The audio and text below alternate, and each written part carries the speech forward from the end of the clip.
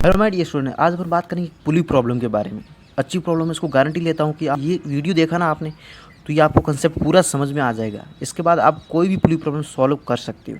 देखो क्वेश्चन ने क्या दे रखा है, in the arrangement show in the figure all the surface are frictionless, कोई फ्रिक्शन नहीं है यहाँ पर, स्मूथ है, ठीक है ना। और पुली और स्ट्रिंग दोनों लाइट है, ठीक है ना, जैसा क्वेश्चन में हमेशा होता है। यहाँ पर 3 ब्लॉक दे रखा अपन इक्वल मास, सभी का मास क्या है, एम है। यहाँ पर इसने बोला है कि the system release from rest, इस सिस्टम को रिलीज़ किया गया रेस्ट से। इमीडिएटली अपन को फाइंड करना, जैसे इसको रिलीज़ किया तो अपन को फाइंड करना है एक्सेलेरेशन। अपन को एक्सेलेरेशन फाइंड करना है ए बी सी, तीनों ब्लॉक का एक्सेलेरेशन क्या होगा। सबसे पहले अपन को क्या करना है, जैसा कि अपन एज्यूम करते आते हैं, स्ट्रिंग में टेंशन एज्यूम करते हैं। सबसे पहले तो अपन मान लेते हैं स्ट्रिंग में टेंशन क्या है, टी है। देखो पॉइंट से हमेशा अवे लगता है टेंशन, इसलिए पॉइंट से अवे बनाया। यहाँ पर टेंशन टी है, यहाँ पर टी होगा, यहाँ पर भी टी हो जाएगा। तो यहाँ पर टी और टी यहाँ पर क्या क्रिएट कर देगा, ये 2t क्रिएट कर देगा, ठीक है ना।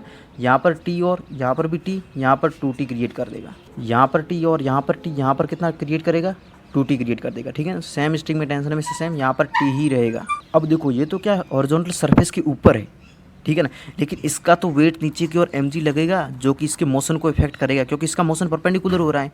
इसका मतलब ये फोर्स भी परपेंडिकुलर है mg, इसलिए इसके मोशन को इफेक्ट कर रहा है, इसलिए मैं इसको ड्रॉ कर रहा हूँ। यहाँ पर नॉर्मल लगेगा, लेकिन ये मोशन को इफेक्ट नहीं कर पाएगा, क्योंकि मोशन हो रहा है parallel to the surface, but इसका यहाँ पर नॉर्मल परपेंडिकुलर लग रहा है, इसलिए मैं नॉर्मल यहाँ पर नोट नहीं कर रहा हूँ। और अपन यहाँ पर एक्सेलरेशन एज्यूम कर लेते हैं। इसका एक्सेलरेशन मान लिया मैंने a1 है, इसका अपन ने एज्यूम कर लिया a2 है, इसका एज्यूम कर लिया डाउनवर्ड में क्या है, a3 है। अपन ने एक्सेलरेशन एज्यूम कर लिया। अब इक्वेशन कैसे प्रोड्यूस करेंगे, देखो इस पर, देखो इसको कौन मोशन करवा रहा है, ये टेंशन ही तो है t और 2t, क्योंकि दोनों के डायरेक्शन सेम है, इसलिए t plus 2t। Net tension कितना हो गया, 3t equal to net force equal to mass इसका कितना m है अपन के पास। एक्सेलरेशन अपन ने एज्यूम किया a1, तो ये अपन के पास फर्स्ट इक्वेशन आ गई। इसी तरह से इसकी इक्वेशन लिख सकते हैं अपन, कैसे लिखेंगे, 2t और 2t, नेट फोर्स कितना हो गया 4t, 2t और 2t कितना हो गया 4t, मास कितना है m है, एक्सेलरेशन यहाँ पर कितना है a2 है। तो ये अपनी सेकंड इक्वेशन। थर्ड इक्वेशन यहाँ से प्रोड्यूस हो जाएगी।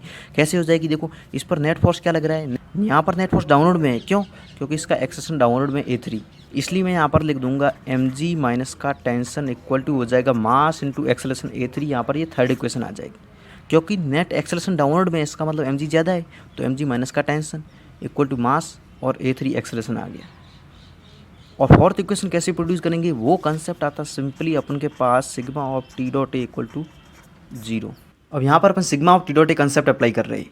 देखो sigma of T dot A concept कैसे अप्लाई करते हैं, टेंशन की डायरेक्शन देखो, एक्सेलरेशन की डायरेक्शन देखो, दोनों की डायरेक्शन सेम है, तो अपन यहाँ पर पॉजिटिव लेते हैं, ठीक है। तो यहाँ पर देखो दोनों की डायरेक्शन सेम है, यहाँ पर टेंशन 3t हो गया नेट, और एक्सेलरेशन भी इसी साइड में, इसका मतलब पॉजिटिव आ गया। सेकंड यहाँ पर देखो टेंशन इसी डायरेक्शन और एक्सेलरेशन भी इसी डायरेक्शन में, दोनों की डायरेक्शन सेम है, तो यहाँ पर भी मैंने पॉजिटिव लिया। लेकिन यहाँ पर आप चेक कर सकते हो टेंशन अपवर्ड में, एक्सेलरेशन डाउनवर्ड में एज्यूम किया है, इसका मतलब दोनों के डायरेक्शन ऑपोजिट, इसकी मतलब यहाँ पर मैंने नेगेटिव किया है, और नेट यहाँ पर 0 हो गया, जो कि यहाँ पर ये हो जाएगा थ्राइस ऑफ a1 प्लस का 4 ऑफ a2 माइनस का a3 इक्वल टू 0। ये अपन के पास क्या आ गई, फोर्थ इक्वेशन आ गई।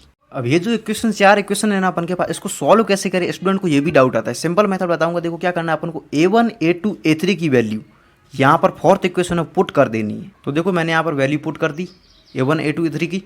तो देखो यहाँ पर अपना क्या आ गया, कैलकुलेशन किया मैंने इस तरह से, क्रॉस मल्टीप्लाई 0 हो जाएगा यहाँ पर, और टेंशन की वैल्यू आ जाएगी।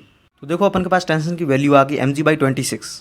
जैसे मैंने टेंशन की वैल्यू फर्स्ट इक्वेशन में पुट की, तो अपन के पास a1 की वैल्यू आ गई 3g/26, एक्सेलरेशन आ गया a1 का। जैसे मैंने टेंशन की वैल्यू सेकंड इक्वेशन में पुट की, तो यहाँ पर देखो a2 की वैल्यू आ गई, अपन के पास b ब्लॉक का एक्सेलरेशन आ गया। इसी तरह से आप c ब्लॉक का एक्सेलरेशन भी प्रोड्यूस कर सकते हो। थर्ड इक्वेशन में आप टेंशन की वैल्यू रख दो, तो अपन के पास आ जाएगा a3 की